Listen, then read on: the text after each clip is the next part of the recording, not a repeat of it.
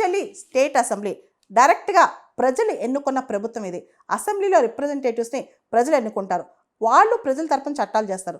దాన్ని వీళ్ళెవరు ఆపి కూర్చోడానికి, వీళ్ళెవరు పెండింగ్ పెట్టడానికి, రాజ్యాంగంలో సరైన కాలపరిమితి మెన్షన్ చేయనంత మాత్రాన నిరవధికంగా అని కాదు కదా. అంటే రాజ్యాంగంలో గవర్నర్ బిల్స్ ఎంతకాలంలో సంతకం పెట్టాలి, ప్రెసిడెంట్ ఎంతకాలంలో సంతకం పెట్టాలని లేనంత మాత్రాన నిరవధికంగా పెండింగ్ పెట్టకూడదు కదా.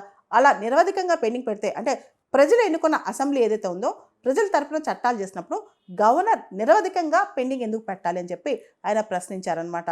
దీని మీద ఒక కాన్స్టిట్యూషనల్ బెంచ్ చేసే అవకాశం ఉందని అందరూ అంటున్నారు. దాదాపు 5 జడ్జిలతో ఒక రాజ్యాంగ ధర్మాసనం ఏర్పాటు చేసి ఈ లార్జర్ క్వశ్చన్స్ ఆర్టికల్ 200 కింద గవర్నర్ పవర్స్ ఏంటి, 201 కింద గవర్నర్స్ పవర్స్ ఏంటి, గవర్నర్ యొక్క డిస్క్రిషనరీ పవర్స్ అంటే గవర్నర్ యొక్క విచక్షణ అధికారాలు ఎంతవరకు ఉంటాయి, ఆర్టికల్ 200 కింద గవర్నర్ ఒక నిర్ణయం తీసుకున్నప్పుడు లేదా ఆర్టికల్ 201 కింద ఆ బిల్లు ప్రెసిడెంట్ దగ్గర పెండింగ్లో ఉన్నప్పుడు సుప్రీంకోర్టు ఆర్టికల్ 142 సంపూర్ణ న్యాయం కోసం ఆ బిల్స్ పాస్ చేయమని చెప్పొచ్చా, ఇలాంటి హక్కు సుప్రీంకోర్టుకు ఉందా, ఇది రాజ్యాంగంలో సపరేషన్ ఆఫ్ పవర్స్కి విరుద్ధం కదా అని చెప్పి చాలామంది ప్రశ్నిస్తున్నారు. దీని మీద పెద్ద ధర్మాసనం ఖచ్చితంగా సమాధానం చెప్తుంది.